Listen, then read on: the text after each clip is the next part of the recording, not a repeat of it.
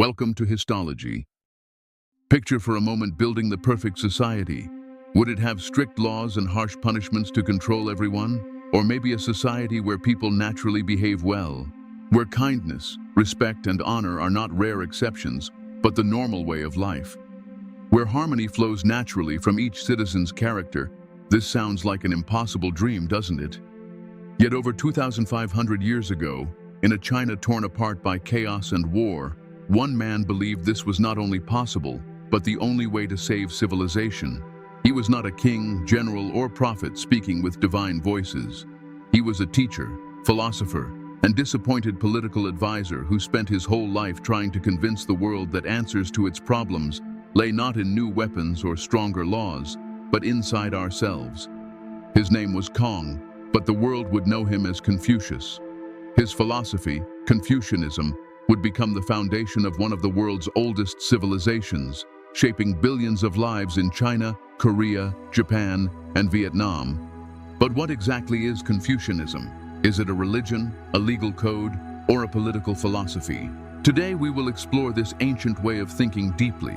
We will meet the man behind these ideas, understand his basic concepts, examine his enormous legacy, and discover why in the 21st century the world is turning again to this Chinese sage's words for answers. This is the story of Confucianism. To understand Confucianism, we first need to understand the world that created it. Confucius was born in 551 BC during a time in Chinese history called the Spring and Autumn Period, or Chunqiu.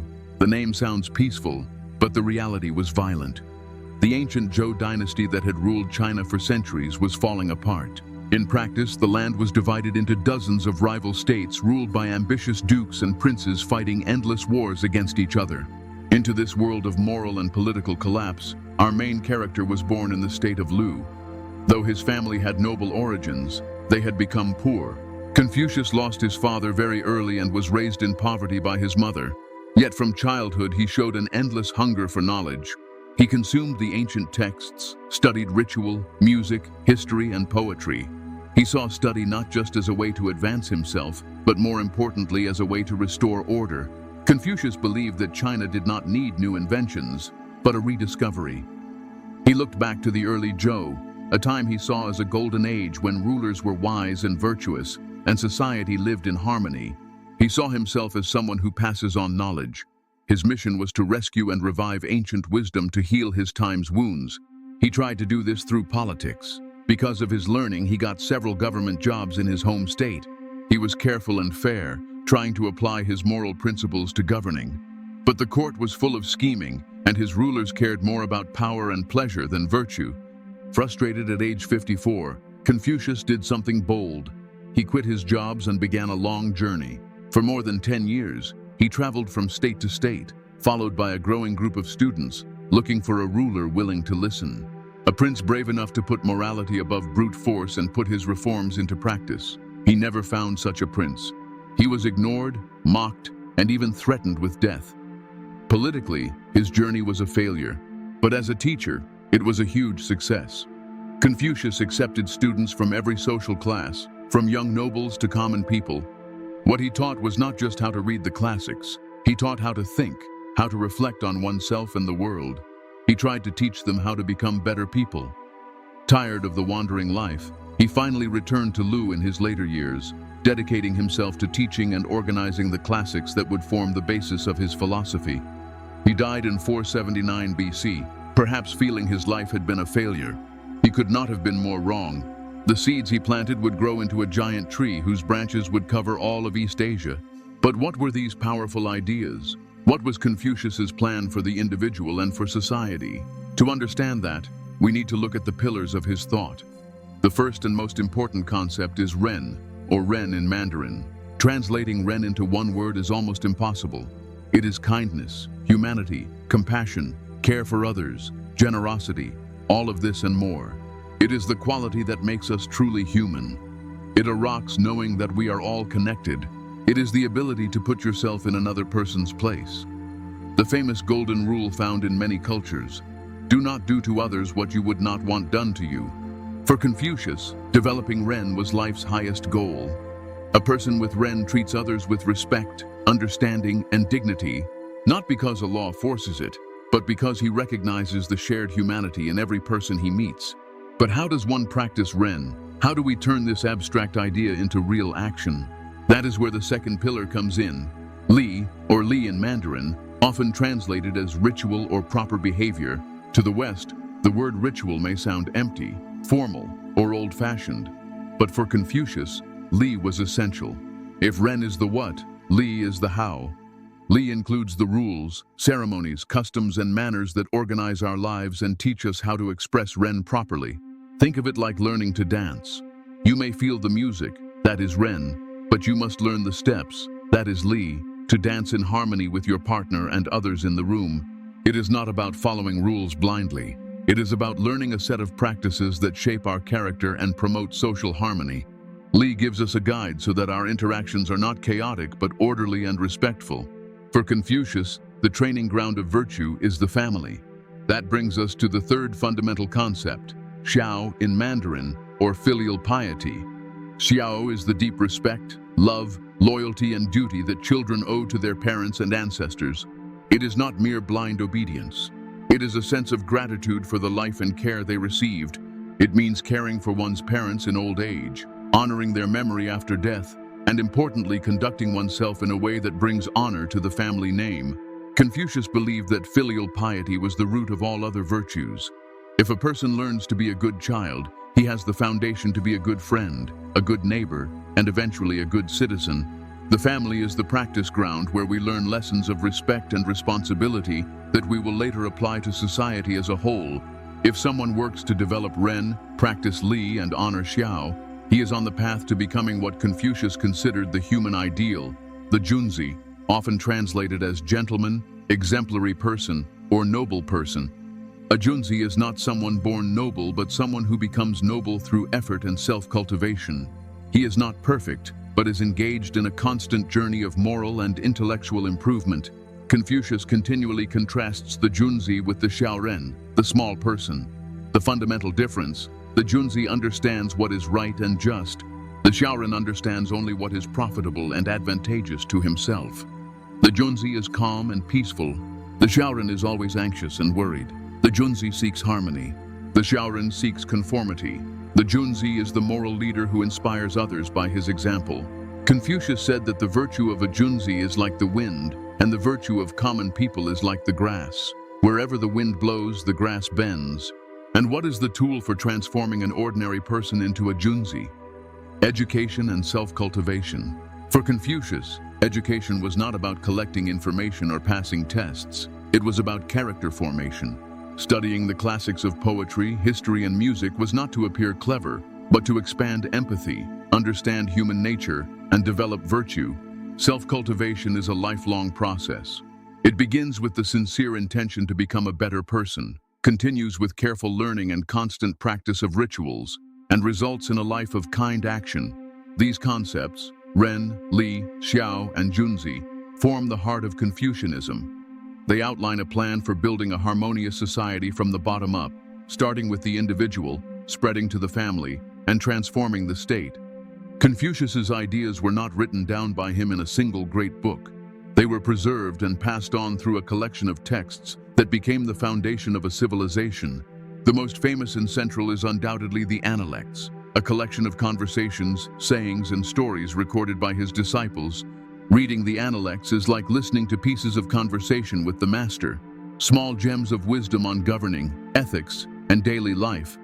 During the Song dynasty, about 1,500 years after Confucius, the great philosopher Zhu Xi selected 4 texts as the perfect introduction to Confucian thought. They became known as the 4 books: the Analects, the Great Learning, the Doctrine of the Mean, and Mencius. And these 4 books were only the entrance to an even larger universe, the 5 classics. These were the ancient texts that Confucius himself studied, edited, and respected. The classic of poetry, the Book of Documents, the Book of Rites, the I Ching, and the Spring and Autumn Annals. Together, these texts formed the foundation of China's educational system for almost 2,000 years. Within this vast tradition, fascinating debates arose after Confucius's death. The 2 most important interpreters of his legacy were Mencius and Zunzi, and they disagreed on one fundamental point. human nature. Mencius, who lived about a century after Confucius, was an optimist. He argued that human nature is naturally good.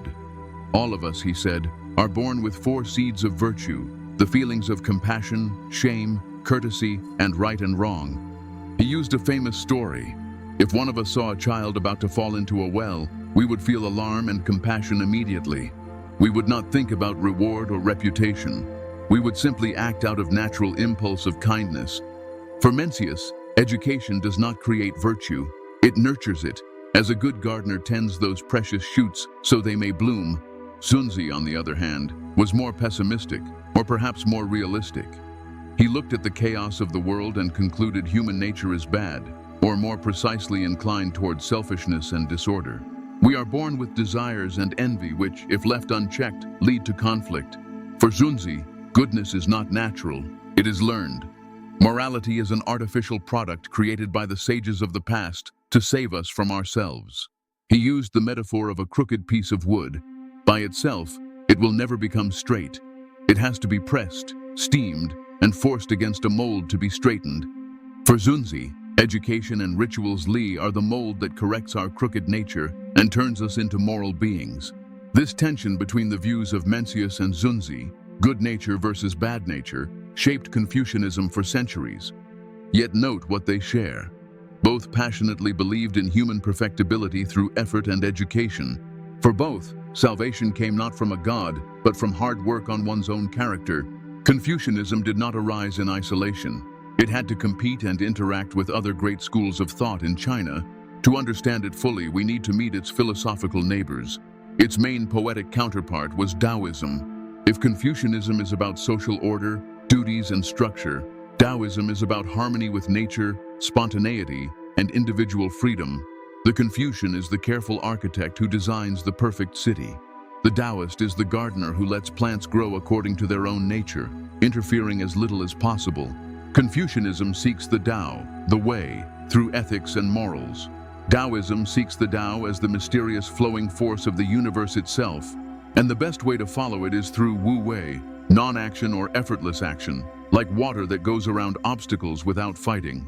They represent 2 faces of the Chinese soul, the social and the natural, the classical and the romantic. Its toughest rival was legalism. Legalists laughed at the Confucian idea of ruling by virtue. For them, who shared Zunzi's view of man's selfish nature, the only way to govern was through clear, impersonal laws, and above all extremely harsh punishments for the slightest violation. To the legalists, trusting in a ruler's morality was a foolish risk. The strength of the state lay in its power to punish, not in its character. The clash was not merely theoretical. When the ruthless Qin dynasty unified China in 221 BC, it adopted legalism as its official philosophy, burned Confucian texts, and persecuted its scholars. It was a collision of worldviews, order through virtue versus order through fear. And finally, there was Buddhism, which arrived from India centuries later. Buddhism brought a completely new set of ideas to China, while Confucianism was deeply of this world, focused on family, society, and government. Buddhism spoke of suffering, karma, reincarnation, and the quest for enlightenment to escape the cycle of life and death. The Confucian ideal was the engaged citizen. The Buddhist ideal was often the monk who gave up the world. This new philosophy posed a major metaphysical challenge to Confucianism, which centuries later led to the emergence of Neo-Confucianism, a movement that tried to combine Confucian social ethics with a more sophisticated understanding of the cosmos and psychology, in part to answer the deep questions raised by the Buddhists. Confucius's ideas, strengthened by these debates and interactions, did not remain confined to China. They embarked on a journey across East Asia, transforming every culture they touched. In China, Confucianism became the state ideology during the mighty Han Dynasty. For almost 2 millennia, mastery of the Confucian classics was the key to power and prestige. The imperial examination system was created, a revolutionary invention. In theory, any man, no matter how humble his birth, could become a high government official if he dedicated himself to study and passed the demanding exams. This created a class of scholar officials who governed the vast Chinese empire, uniting it not only by military force, but by a shared ethic and culture. In Korea, Confucianism, especially its Neo-Confucian form, was adopted with even greater enthusiasm during the Joseon dynasty. Confucian values of hierarchy, loyalty, and especially filial piety took root so deeply that some say Korea became more Confucian than China itself. The beautiful Neo-Confucian academies, or CO1, now UNESCO World Heritage Sites, testify to Korea's dedication to Confucian learning and virtue. In Japan, Confucianism was adapted to suit a society ruled by a warrior class. During the Tokugawa period, the shogunate used Confucian ethics to create a hierarchical and stable society. The concepts of loyalty, duty, and self-discipline merged with martial tradition to form the famous samurai code, Bushido. The emphasis on education also flourished, resulting in one of the highest literacy rates in the pre-modern world. But the story of Confucianism is not merely a triumphant march. In the 20th century, it faced its greatest crisis. With the arrival of Western powers, China and its neighbors entered a period of humiliation and identity crisis. Many modern intellectuals during the May 4th movement in China blamed Confucianism for everything that was wrong. They saw it as a feudal philosophy that promoted blind obedience, rigid hierarchy, suppression of the individual, and the subjugation of women. To them, Confucianism was an obstacle that had to be destroyed so that China could embrace Western science and democracy. This criticism reached its peak during Mao Zedong's Cultural Revolution, when Confucius was denounced as public enemy number one, and temples and texts were destroyed in an attempt to erase the past. It seemed like the end, but ideas are more resilient than statues. In recent decades, we have witnessed a spectacular Confucian revival. And why is this happening? Because amid rapid modernization and globalization, many in East Asia are seeking in their own traditions a sense of identity and a moral compass.